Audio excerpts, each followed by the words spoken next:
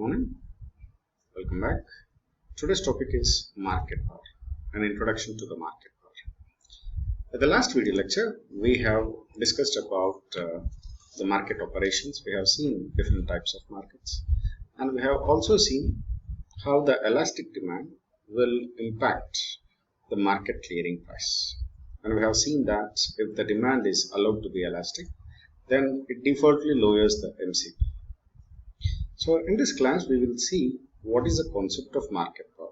I hope that by the end of this lecture, you will be able to describe the concept of market power in elastic markets, in electricity markets.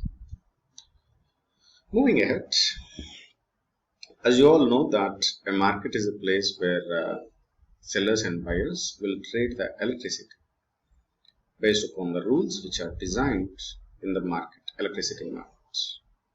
And in these markets, there will be different types of participants which we have seen in the previous lectures. It starts with utilities, power marketers, brokers, retailers, etc. Like that, there are different participants in the markets. And in this market, which consists of a large number of participants of different types, one such mechanism which is considered as an anti-competitive practice is the market power. So market power is defined as an anti-competitive practice which is hindering the electrical industry, particularly the generation sector.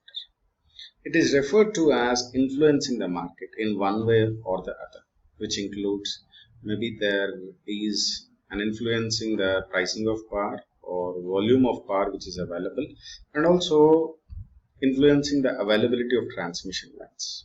So influencing any of these things such that they are not available freely to every person in the market is called as exercising of market power. So by definition, market power is defined as owning the ability of a seller or a group of sellers for driving a price over a competitive level, or controlling the total output, or excluding competitors from a relevant market for a significant period of time.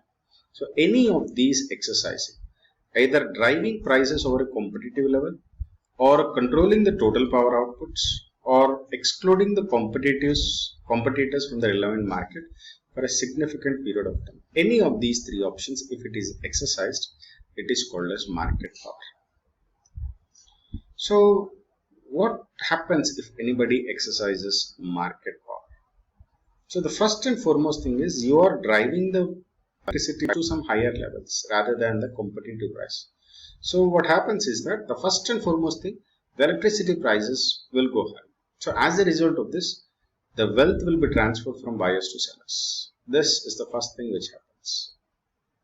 The second thing is, if you are forcing out some participants from the markets, then automatically what happens? The choices to customers, they will become low.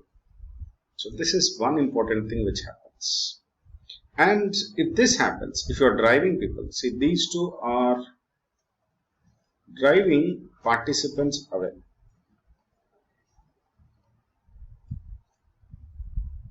If you drive participants away, customers will be having limited choice and there will be reduced competition in the power production.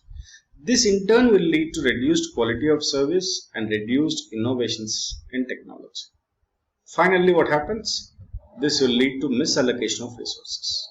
This is a cumulative action which happens if you exercise market power in electricity markets. So I hope now you have understood what do you mean by market power. Market power is a practice by which you drive the prices to high levels, or you control the outputs, or you force participants out of the market. Any of these is normally called as exhibition of market power. I hope now you have understood what you mean by market power and how it can be exercised. How it can be exercised, that we will discuss, but right now I hope that you will be able to address this, where it can be exercised. So this is your question today. What do you understand by market power and what are its impacts? Thank you, and